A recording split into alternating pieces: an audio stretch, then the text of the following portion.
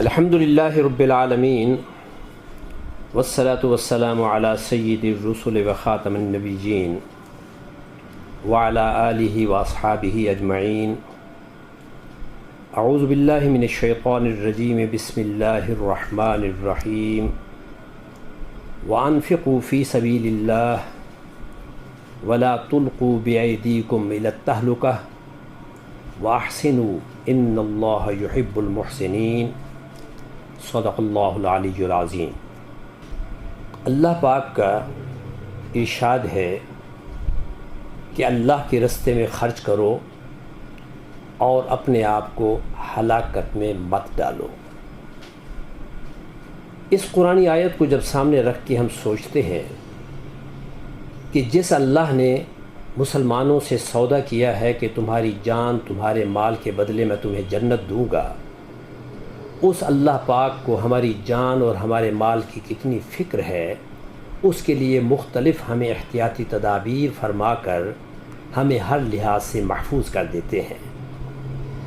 جان کا خرچ کرنا مختلف شکلوں میں ہے، اللہ کے راستے میں جہاد کرنا، اللہ کے کاموں کے لیے لوگوں کی خدمت کے لیے اپنا وقت اور دینا، جس پر مشقتیں اٹھانا، حج کرنا، روزہ رکھنا، یہ سب جان کا خرچہ ہے جو ہم اللہ کی خوشنودی کے لیے کرتے ہیں۔ اس کے بعد مال کا خرچہ دیکھیے کہ ہم زکوٰۃ دیتے ہیں، خیرات کرتے ہیں، قربانی کرتے ہیں مختلف شکلوں میں۔ تو ان سب چیزوں میں بنیادی چیز یہ ہے کہ میرے رب کے جتنے بھی احکامات ہیں وہ سب انسانوں کی اور خصوصاً مسلمان جن کو اللہ اور رسول کے پر ایمان کا دعویٰ ہے ان کے فائدے کے لیے ہے۔ چنانچہ اب دیکھیں عید آ رہی ہے، اس پہ یہ ہماری جانی قربانی ہے کہ ہم گھر سے نکلیں گے، دور دراز عیدگاہ تک پہنچیں گے، وہاں جا کے دھوپ میں گرمی میں بھی ہو سکتا ہے ہم نماز پڑھیں گے، اور اس نماز پڑھنے کے بعد اللہ کے حضور سجدہ ریز ہو گے نماز میں، اور ساتھ ہی پھر میرے نبی کی کچھ تعلیمات کا بیان ہوگا، ان کو سنیں گے۔ تو یہ ساری ہماری جان کی قربانی ہے، گھر آنے تک ہم گویا کی عبادت میں رہیں گے۔ مال کی قربانی پھر اس کے بعد، چونکہ عید قربان ہے، عید الفطر میں فطرانہ کا صدقہ تھا، اور عید القربان میں بہت بڑی قربانی ہے کہ آپ نے اگر صاحب حیثیت ہے تو ایک بکری، دمبا یا اس ٹائپ کا جو بھی چیز ہے وہ ایک بندے کے لیے ہے، جبکہ اس سے بڑی قربانی اونٹ، گائے، بھینس وغیرہ وہ 7 لوگوں کے لیے ہے۔ دیکھیں، یعنی یہ حکم دینے کے بعد سارا زور کس بات پر ہے کہ وَلَا تُلْقُوا بِأَيْدِيكُمْ إِلَى التَّهْلُكَةِ، کہ اپنے آپ کو ہلاکت میں نہیں ڈالنا۔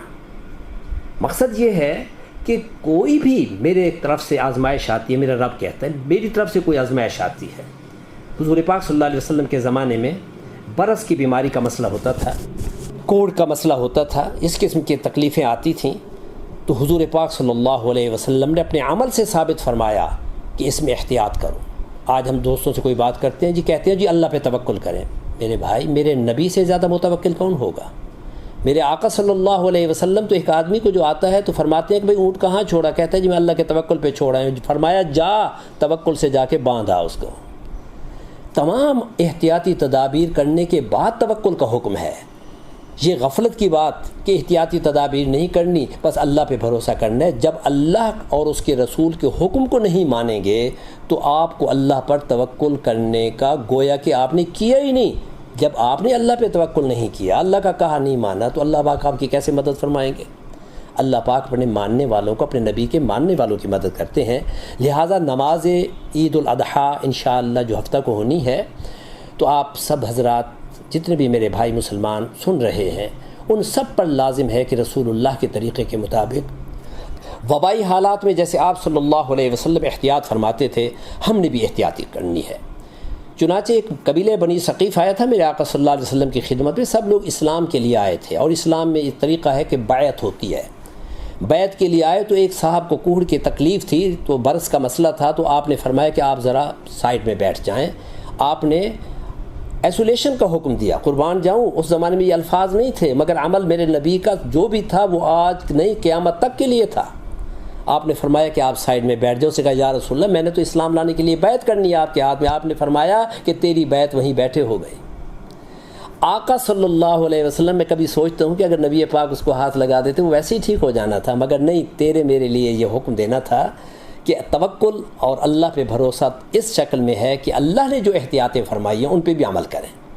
لہٰذا ہم سب مسلمان بھائیوں کو چاہیے ہے کہ جب نماز عید کے لیے جائیں تو ہم کیا کریں، فاصلے سے رہیں، منہ پہ ماسک رکھیں، اور بہت حد تک وہ تمام کام کریں جن کی بار بار ہمیں ڈاکٹرز کی طرف سے ہدایات دی جاتی ہیں۔ مصافحہ بالکل نہ کریں، معانقہ تو بالکل ہی نہ کریں۔ پھر کوئی کہے گا جی مصافحہ سنت ہے، معانقہ سنت ہے۔ میرے بھائی، جب نبی کا حکم آ جائے تو پھر سنت نہیں رہتی، نبی کا حکم ماننا فرض ہو جاتا ہے۔ اور یاد رکھنا، فرض اور سنت میں کیا فرق ہے؟ سنت کا درجہ نیچے ہے، فرض کا درجہ بہت اونچا ہے۔ یاد رکھنا، جب سنت اور فرض میں ٹکراؤ ہو تو یہ دین اسلام کی خوبی یہ ہے کہ وہاں سنت کو چھوڑ دیتے ہیں اور فرض کو اختیار کرتے ہیں۔ میں آپ کو چھوٹی سی مثال دیتا ہوں۔ آپ نماز پڑھ رہے ہیں، میرے آقا صلی اللہ علیہ وسلم کا حکم یہ ہے کہ جب سجدے میں جاؤ تو دونوں بازو باہر نکالو، لیکن اگر آپ نماز جماعت میں ہیں اور ساتھ والے دائیں بائیں لوگوں کے منہ پہ آپ کے بازو لگنے کا خطرہ ہے تو وہاں سنت یہ ہے کہ بازو اکٹھے کر لو، کیونکہ مسلمان کی اذیت سے بچنا فرض ہے اور بازو پھیلانا سنت ہے۔ تو گویا ہم نے سنت اس فرض کی وجہ سے چھوڑ دی۔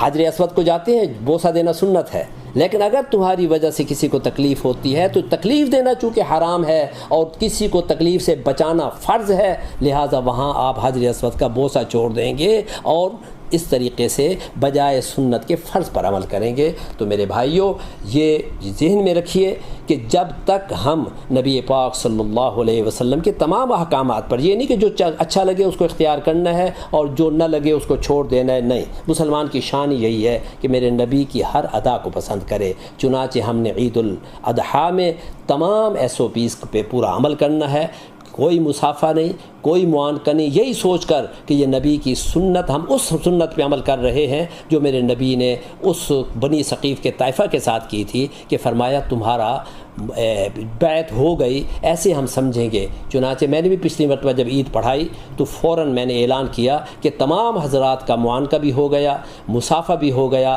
بلکہ تین معانقے ہو گئے، ہمیں ثواب اس کا ہو جائے گا۔ لیکن چونکہ وبا آئی ہوئی ہے اور یہ وبا بھی اللہ کی طرف سے بھیجی ہوئی ہوتی ہے، لہٰذا ہمیں چاہیے کہ ہم معانقے اور مصافحے سے پرہیز کریں۔ الحمدللہ لوگوں میں شعور آ گیا ہے، تعلیم بھی ہے، اس لحاظ سے ہمیں چاہیے کہ ہم ان پر پورا عمل کریں اور اللہ تعالیٰ اس وبا کو ہمارے سروں سے ٹالیں۔ جیسے الحمدللہ ختم ہو رہی ہے، یہ یقیناً ختم ہو جائے گی بشرطے کہ ہم احتیاط کریں۔ اور اسی طریقے سے چونکہ قربانی بھی ہونی ہے تو اس قربانی کے لیے بھی یاد رکھیے، اس میں بھی آپ لوگ تمام SOPs پہ عمل کریں، ماسک کا استعمال بھی کریں، فاصلہ بھی رکھیں اور کسی قسم کی میل ملاپ سے پرہیز کریں، تو انشاءاللہ العزیز ہماری نمازیں بھی قبول، ہماری قربانیاں بھی قبول، لیکن تب جب ہم اللہ رسول کے حکم کے مطابق عمل کریں۔